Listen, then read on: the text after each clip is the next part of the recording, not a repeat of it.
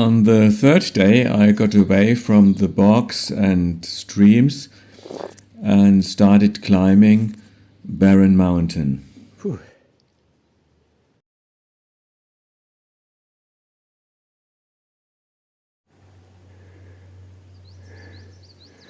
So that's the bog from above. That's the water I've just crossed. It's become cloudy today.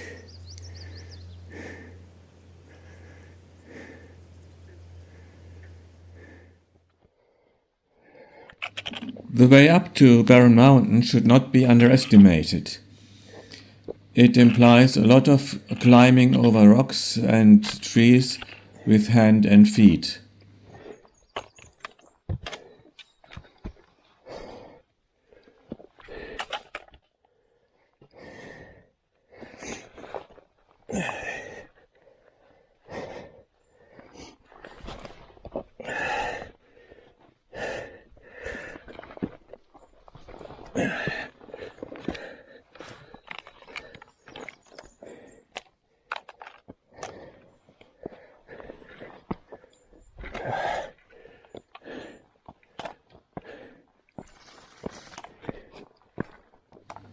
Here I have just walked a very steep rock, have walked a few steps over the top and discover that I must go down again.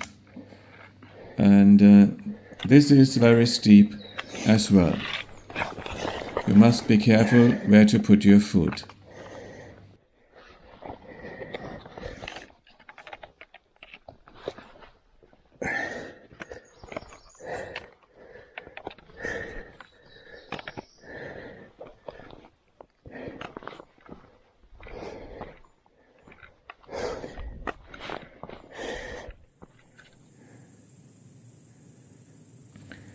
There was no wind on this day, and it was absolutely amazing how quiet nature was. You didn't hear any noise of traffic, no airplanes, no streets or roads, just nature, and there weren't even many birds that would sing. Just absolute solitude.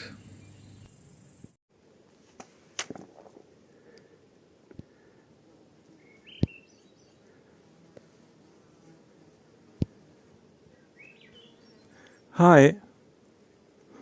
Can you say something? Talk to me.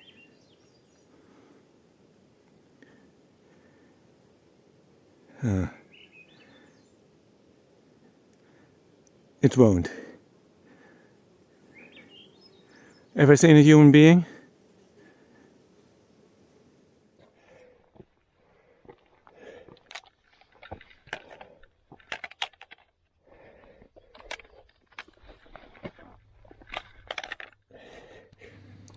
Occasionally you climb a rock and the trail goes over the ridge, as one can see here. You must be very careful where to put your foot. I try to walk exactly in the middle of the ridge, just in case I stumble and fall down, which is not always, the walking in the middle of the ridge is not always possible. However, if you go down at the right or the left side of the rock, you're done and your hike is over. The reward of all this hard hiking is an amazing view over the Maine woods.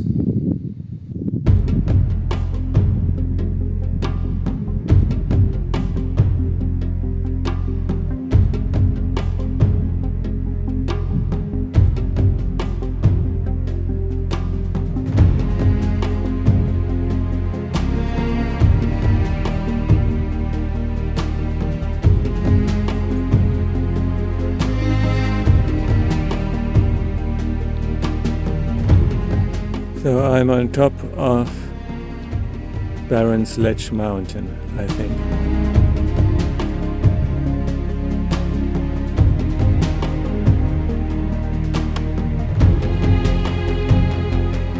It is a falcon breeding area.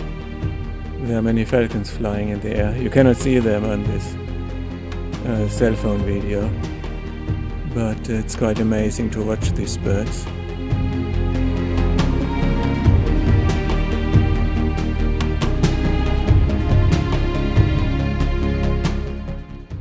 I had a long break under a shady tree on the summit and enjoyed the gorgeous view. In Maine, the shelters are called lean-tos, and I managed to reach this one before it started to rain. I spent 2 nights in a lean-to, all the other nights I slept in my tent.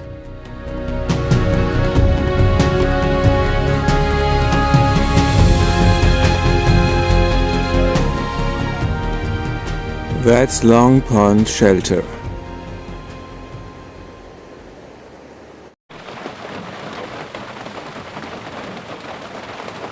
So good morning everybody. I don't know if you can hear it, but it's pouring down with rain. I'm still in the shelter. I think it's Long Pond Shelter. I'm not quite sure. Yeah, Long Pond Shelter. I'm the only hiker here. There's another hiker that is tending outside. Probably still sleeping. It's 5:30 in the morning. Well, it's the 4th day in the 100-mile wilderness. Oh my goodness, I need some coffee. Yeah, it's the 4th day. I've met very few other hikers. Yesterday only 4. I talked to a young hiker whose trail name is Rabbit Walnut, southbounder, and I met one whose trail name is Knobhead. I had nice talks with them, and Knobhead was in the shelter here, well, was in the other shelter where I spent the last night. So, well, but occasionally you meet 1 or 2, but most of the time you are completely alone. Well, it's the 4th day, as I said, and I must change my itinerary because I've got some problems I did not expect or that were quite unforeseen. It is raining down now, but it has something to do with water. First of all, my Sawyer water filter died and doesn't work anymore. So I've been drinking untreated water for the last 3 days. Anyway, the water here is very clear. You don't really have to filter it when it comes from one of the mountain streams. So that's not the main problem. But the main problem is I lost one of my 2 water bottles some days ago. I was hiking. I had a fall, not a serious fall, but I fell a few steps before, and somehow the water bottle must have gotten loose on my backpack. Anyway, while hiking, I suddenly had a thud, turned around and saw a stone rolling away that I had or must have kicked loose a few seconds before. And I thought the thud was the stone, which wasn't the case. I had lost a water bottle. So I'm down to 1 water bottle, and the next 10 miles do not offer a water source. Oh gosh, now that it's pouring. I'm glad I'm in the shelter and not on trail yet already. Yes, there are no water sources from Long Pond Shelter to forgotten the name, who knows what shelter, which hikers confirmed that I met that came southbound, and it would be too careless to go on that really challenging hike or section without just 1 liter of water. So yesterday I had service on Barren Mountain, and I called hippie chick from Shaw's Hiker Hostel what to do, and we decided that I walk back one day, which gives me the experience of becoming a southbounder as well, at least for one day.